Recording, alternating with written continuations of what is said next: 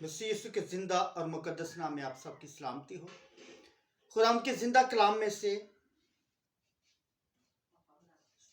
दाऊद का मजमूर 119 उसकी 9, 10 और 11 आयत पर हम गौर करेंगे।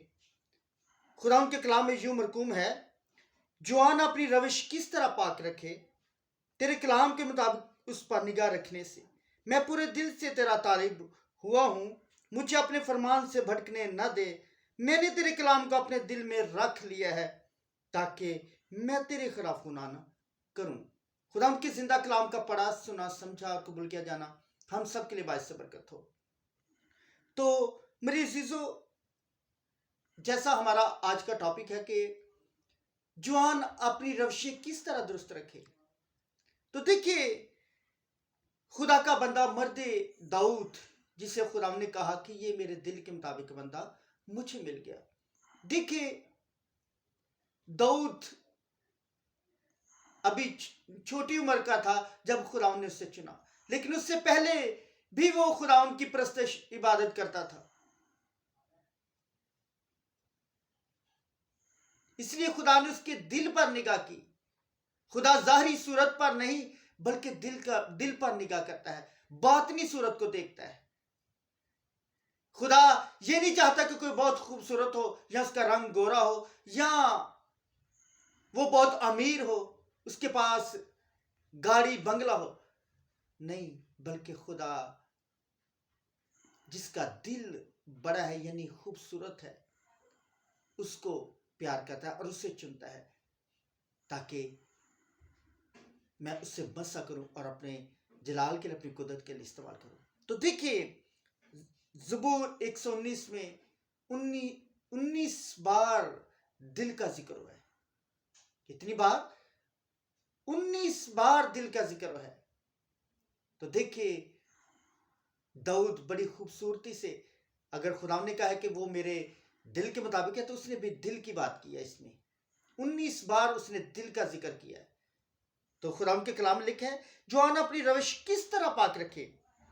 सवाल है मेरे और आपके लिए कि किस तरह हम अपनी जवानी के दिनों में अपनी रविशों को दुरुस्त कर सकते हैं। आज जवानी में अबलीस जो है बहनों, बेटियों को, भाइयों को, बेटों को जो है ना वो इस्तेमाल करता है, और जवानी के दिनों को ही खुदावन पसंद करता है, क्योंकि खुदावन के कलाम में लिखा है कि जवान अपनी रविश किस तरह पाक रखे। तो देखिए मेरे भाइयों, बहनों, बेटियों, आज आप जवानी के दिनों में खुदा को कबूल कीजिए। जिस तरह दाऊद ने खुदा को कबूल किया, तो खुदा ने भी उसे पुश्ता पुश्त, नस्ल दर नस्ल बरकत दी। उससे कहा कि तेरे तख्त पर बैठने के लिए आदमी की कमी ना होगी। तो आगे लिखा है, तेरे कलाम के मुताबिक उस पर निगाह रखने से। किससे? किस तरह हम अपनी रविशों को दुरुस्त रख सकते हैं? खुदा के कलाम पर निगाह रखने से, यानी उसको पढ़ने से, उस पर अमल करने से। जिस तरह ज़बूर फर्स्ट में लिखा है कि मुबारक है वो शख्स जो शरीरों की सलाह पर नहीं चलता और खताकारों की राह में नहीं खड़ा होता, बल्कि और ठट्ठाबाजों की मजलिस में नहीं बैठता, बल्कि खुदा की शियत में उसकी खुशी होती है, और दिन और रात उसका ध्यान खुदा की शियत पर रहता है। जिस तरह खुदा ने अपने बंदा यीशु से कहा कि ये शरीयत की किताब तेरे मुंह से ना हटे, बल्कि तो दिन और रात तेरा ध्यान इसी पर लगे, और मैं तुझे अक्लमंदी के नसीब करूंगा और तुझे खूब कामयाब करूंगा। तो देखिए, अगर आज आप कामयाब होना चाहते हैं, बहाल होना चाहते हैं, बरकत लेना चाहते हैं, तो खुदा के कलाम को पढ़िए, उस पर निगाह कीजिए, उसके हुक्मों को पढ़िए और उस पर अमल कीजिए। आगे लिखा है, मैं पूरे दिल से तेरा तालिब हुआ हूं।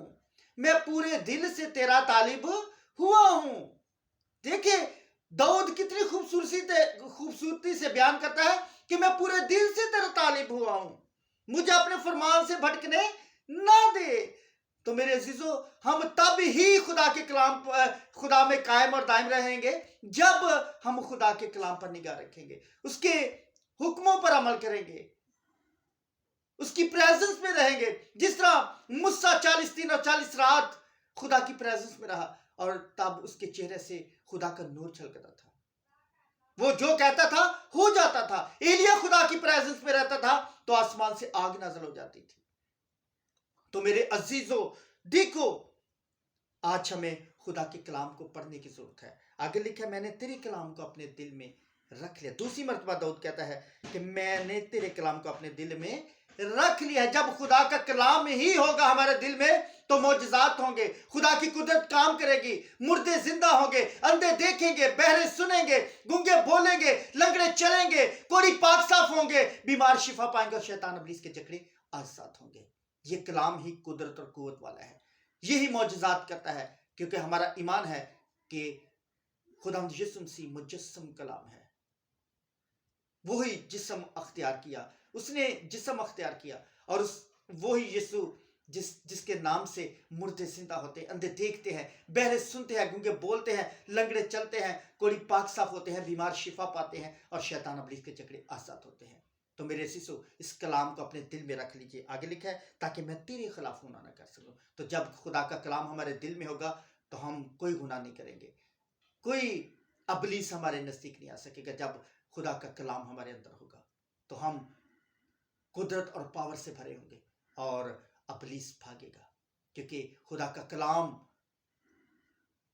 लिखा है कि खुदा का कलाम जिंदा, मौसर और हर एक धूथरी तेज तलवार से भी ज्यादा तेज है, जो जिस्म, जान, रूह और बंद गुदा से जुदा होकर गुजर जाता और अपना सर दिखाता है और बेतासीर नहीं लौटता। क्योंकि खुदा का वादा है कि आसमान उसमें तो टल जाएंगी, लेकिन मेरे मुंह की बातें हर किसी ना टलेंगी जब तक कि पूरी ना हो जाए। तो मेरे शिशु, इस कलाम को कबूल कीजिए, ईमान से रिसीव कीजिए और अपने दिल में जगह दीजिए, और यही कलाम हमारी जिंदगियों में फलदार साबित होगा। खुदा इस कलाम के वसीला से आप सबको बरकत बख्शे। आमीन।